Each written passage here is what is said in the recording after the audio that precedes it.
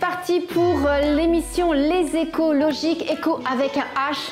Logique. On va parler avec une personnalité d'éco-responsabilité. On va connaître ses gestes au quotidien pour être éco-responsable. Eh bien, il est humoriste, il est comédien, il est producteur, il est également youtubeur, quoique c'est annexe. Il est sur scène régulièrement et Verino est avec nous. Donc, écoute, bonjour du coup. Ouais, donc on est ravis de te recevoir. Bon, je te présente en cuisine ceux qui vont nous accompagner. Donc, il y a Mathieu et Benoît. Les légendes. Ouais. Tout chemin pour vous voir, hein. C'est vous que je suis venu voir aujourd'hui. Donc Mathieu, il est chroniqueur télé, il est également réalisateur et aujourd'hui en tout cas cuisinier. Cuisinier, grand chef. Et comme je sais que toi tu aimes beaucoup les circuits courts et très bien manger, j'imagine que toi aussi, Verino, je reviens de chez ma grand-mère qui habite en Bretagne. Je vous ai ramené des betteraves, des oignons de Roscoff, du bar sauvage. Et tu as pêché, j'espère. Oui, voilà. Et du coup, on vous fait une petite recette de dessous les fagots comme on sait la faire. D'accord. Et toi, Benoît, qu'est-ce que tu vas faire Je lui passe les plats. T'es comique, mais c'est aussi le comique. Bon, on va s'installer. Et pendant qu'il prépare le repas, on a un petit moment tous les deux. Prenons-le avec plaisir. Alors déjà, c'est vrai que quand je t'ai appelé, je t'ai dit, bon, écoute, je fais une émission sur l'éco-responsabilité. Tu m'as dit tout de suite, mais alors sans réfléchir, je viens, parce que tu es forcément éco-responsable. Je suis éco-responsable, mais pas tant. Et je te l'ai dit aussi, je t'ai dit, alors, vraiment, je serais pas le gars qui va donner des leçons. Ah, mais on n'est pas là pour donner des leçons. Tu m'as dit que tu voulais que les gens ils se rendent compte de leurs bêtises. Je te l'ai dit après. C'est juste comme ça au téléphone, discrètement, quoi. Donc non, on n'est pas là pour culpabiliser les gens, bien sûr. Mais vous êtes nuls. Mais vous êtes nuls et nous aussi. Voilà. Ton spectacle, c'est Focus. Ouais, c'est ça. Alors, c'est quoi le thème? En gros, la thématique, moi, ça parle beaucoup d'écologie, mais ça parle du monde qui nous entoure. Bah oui. Ah, putain. Ouais. Quand même. Bah oui, c'est vrai. Mais ça parle d'écologie d'une certaine manière. C'est-à-dire que ça parle de mes incapacités plus que de... ça parle du constat de la bêtise humaine globale. Moi, c'est ça qui m'intéresse. Je crois que j'aime bien réaliser qu'on est vraiment une belle bande d'abrutis sur une planète qu'on est en train de bousiller. Non, pourquoi tu dis ça? Enfin, je te trouve dur, vachement. Ou réaliste. Ou réaliste. Non, j'aime bien nous voir comme ça parce que partir du principe que tu comprends pas, c'est ce qui te permet d'avancer de faire progresser ta curiosité, quoi. Ouais, et ça, c'est important pour toi, justement, à travers tes spectacles, de faire progresser les mentalités. Je crois que ce que j'aime bien, moi, c'est faire régresser la certitude. C'est plutôt ça, quoi. C'est que on est entouré de gens qui savent tout le temps, en permanence, que ce soit les dirigeants ou les non-dirigeants, mais je trouve qu'on est beaucoup de gens certains que c'est cette voie-là qu'il faut prendre, ou certains que cette voie-là, fallait pas la prendre. Et j'ai l'impression que pour que le monde s'en sorte, on ferait bien d'arrondir les angles. Et globalement, j'aime bien essayer de trouver un moyen avec humour de faire progresser ça, quoi. Et toi, justement, est-ce que tu trouves que tu as changé dans tes comportements? Est-ce que toi, tu vas plus vers l'écologie avec des gestes simples de la vie courante? Ouais, moi, grosso modo, quand même, il y a un truc, quand t'en prends conscience, t'es obligé de faire un pas. Je crois que le premier pas que j'ai fait, c'est au moment où j'avais vu c'est Cowspiracy sur Instagram. C'est un film qui est produit par DiCaprio qui montre à quel point l'empreinte carbone du monde, elle est impactée par les bovins. C'est extraordinaire de voir à quel point le fait de simplement manger de la viande pourrit la planète. Voilà, mon premier pas, c'était ça. C'était arrêter de manger de la viande. Donc, du coup, tu es végétarien, tu es vegan, tu es végétalien Je suis végétarien, mais...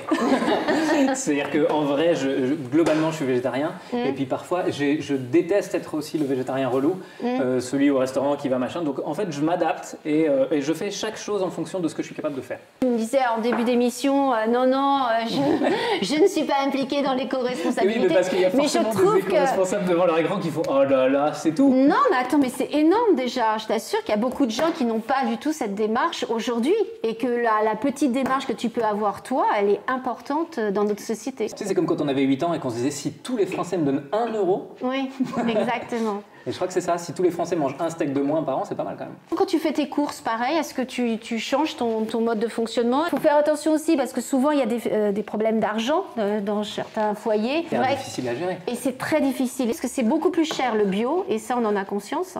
Mais toi, est-ce que du coup tu fais des efforts de ce côté-là? J'essaye. Aussi par confort déjà, parce qu'effectivement j'ai les moyens de le faire, donc ça c'est à partir du moment où tu peux te poser la question et que tu peux améliorer ton confort personnel, c'est-à-dire manger des fruits qui sont nourrissants plutôt que des belles pommes vertes qui ont rien du tout dedans, c'est déjà bien meilleur. Et les circuits courts évidemment, en fait, évidemment je dis ça comme si c'était dingue, mais non, par exemple je mange encore des bananes, alors que c'est évidemment pas à Montreuil que ça pousse quoi. C'est ça qui est horrible aussi quand tu avances dans ce monde-là, c'est que tu te dis t'as plein de bonnes envies et plein de la même manière qu'effectivement tous les bobos de Montreuil dont nous faisons partie peuvent dire c'est important de privilégier les circuits courts, mais il y a des gens qui n'ont pas les capacités tout simplement. Ouais, c'est ça. Oh là là, ils sont en train de nous mettre le feu, regarde. Qu'est-ce que vous faites là? Ils sont derrière. J'ai manger. Alors, bah ouais, d'accord, mais je vous ai pas dit de mettre le feu à la maison, les mecs. Bon, c'est prêt dans combien de temps là? Nous, on a faim. Non, mais on nous aimait pas. On attend les pompiers. Ouais. La gendarmerie, les de sécurité. Bah alors, dans combien de temps ça arrive ce repas? C'est pas possible. Voilà, parce qu'en plus, il faut qu'on vienne. Ah ben oui, vous venez nous servir. Attends, on va pas se lever. Il y a quand même 3 pas à faire. Attends, merde, on est écolo, on n'est pas sportif, merde.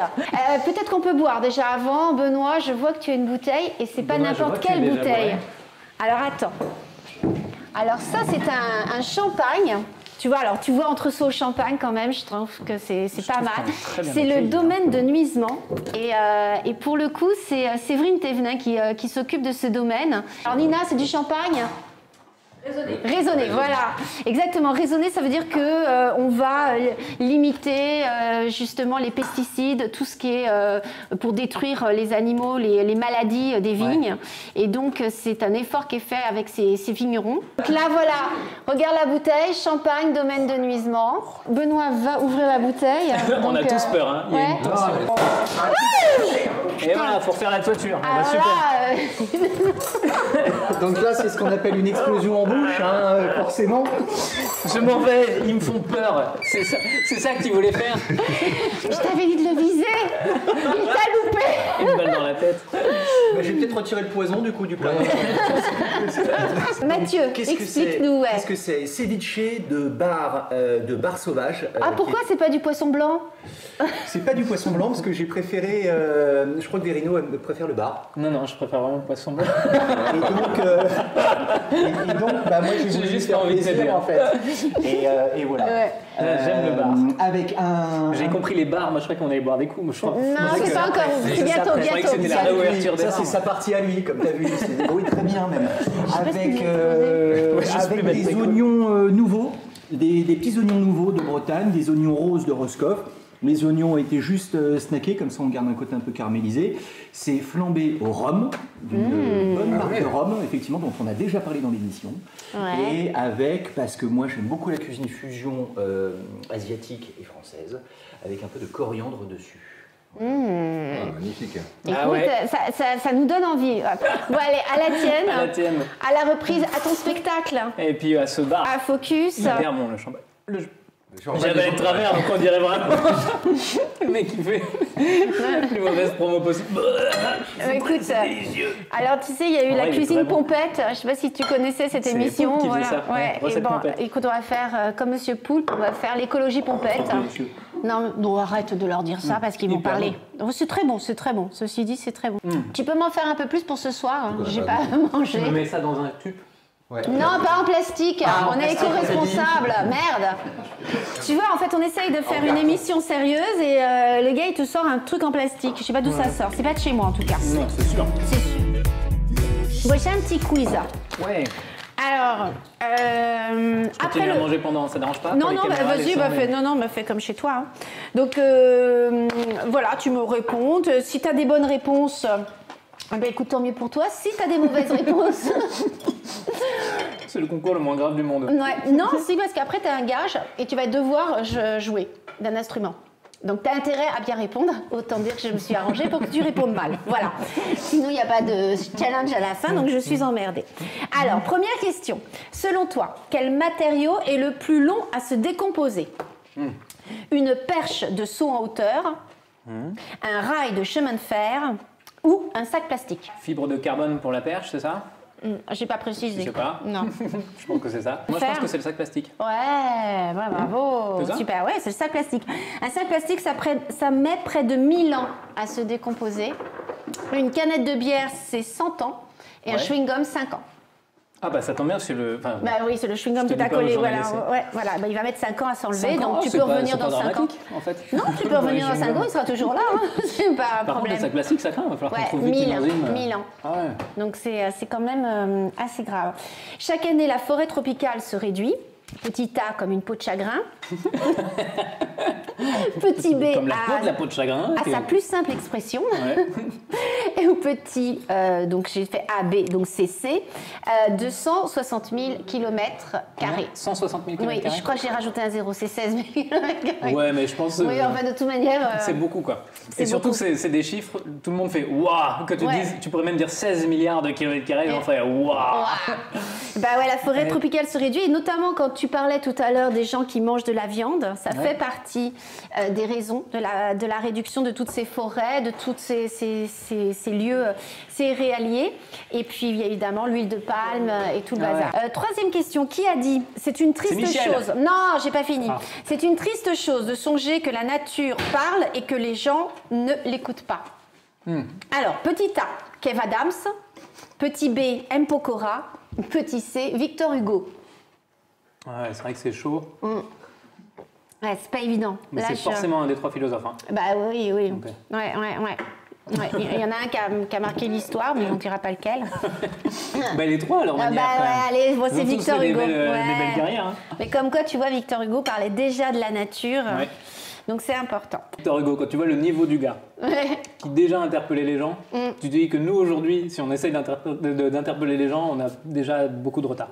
Combien de nourriture jetons-nous chaque 16. année? Alors, l'équivalent d'un hippopotame, l'équivalent de 4,7 hippopotames, l'équivalent de 6,5 hippopotames, ce qui représente 10 millions de tonnes chaque année. Si on considère qu'un hippopotame, ça pèse entre 1500 et 1800 kilos. Ça dépend des modèles. Voilà, Bon, on va prendre un modèle moyen. Donc, on est familiale, berline. Ouais, voilà, une berline. Donc, on est à 6. Pour 7 personnes. Donc, t'imagines 6,5 hippopotames, c'est pas mal. Donc, ouais, moi, je pars sur la plus voilà, haute, bon, voilà, bah, t'as raison. Parce que nous jetons effectivement chaque année l'équivalent de 6,5 hippopotames. Et bah, tiens, je peux rebondir là-dessus. Ouais. Parce que j'ai découvert un truc génial. Comment ça s'appelle Hippopotamus. Et là-bas, tu manges de la viande. Le mec, il n'y a plus du tout de... En fait, la viande, c'est illimité. C'est un truc qui te garde ta nourriture sous vide. Ouais. Et en vérité, ça évite que les trucs périssables périssent. C'est-à-dire que tu te fais des carottes râpées, par exemple, au bout de 2 jours qu'elles sont dans ton Tupperware, elles sont flétries, elles sont plus bonnes. Alors que quand tu les conserves sous vide, tu peux les garder 1, 2, 3 semaines. Et ça fait 3 semaines qu'on a ça à la maison et ça nous change complètement puisqu'il y a beaucoup moins de gâchis. Bah, très bon, bonne astuce. Mais c'est ce que je dis, bonne astuce. Enfin, une astuce. Enfin une astuce, parce que Enfin, quand même le gars était là. Merci d'applaudir, merci de vos encouragements. Bon, entre les jeunes et les vieux, lesquels vont finir en enfer parce qu'ils ne trient pas? Eux. Les jeunes. Les jeunes. Ouais, les jeunes, effectivement. Parce que les vieux, ils trient. Eh ben ouais, 60% des vieux de plus de 65 ans vont dans les poubelles jaunes. Voilà, vont dans les poubelles jaunes et ils restent. Alors que les jeunes ne sont pas recyclables. Alors les jeunes, non, c'est 40% simplement des 15-24 ans qui trient. Bon, je crois qu'on va faire un bilan, donc t'as beaucoup de réponses fausses, hein, forcément. Quoi? Donc, on est obligé de te donner un gage. C'est la fin de l'émission, donc on est obligé de te donner un gage. Et le gage, c'est est-ce que tu es un grand musicien? Est-ce que tu joues d'un instrument de musique? Absolument pas. Génial, génial. Regardez, c'est de la joie qui se dessine sur ce visage. Alors écoute, on a là-bas une batterie. Alors juste moi je vais avoir quelques questions. C'est comme ça que ça se tient? C'est la base. C'est dans l'autre sens, c'est vrai? La droite à la gauche. Le mec le plus crédule du monde. C'est comme ça et comme ça. Ouais, voilà. Bon, alors déjà, on démarre bien. Posez les mains, voilà. Ok. Le concert démarre très bien, puisque déjà on ne sait pas tenir les baguettes. Tu veux venir s'amuser? Donc les mecs, on part en la mineur. Je suis allergique. Comme quoi? En mute. En mute. Alors attention. C'est pas moi qui donne le rythme. Alors on va donner un top. Il n'y a pas 1, 2, 1, 2, 3, 4, un truc comme ça? Alors, comment ils faisaient les garçons? C'est le batteur normalement qui fait ça, non? Ouais. Allez, et 1, et 2, 3. C'est ça. Voilà. Et ça, je peux faire. Et après, on coupe immédiatement. Peut-être. Pour le bien de cette séquence. Alors, attention. 2, et 1, 2, 3, 4.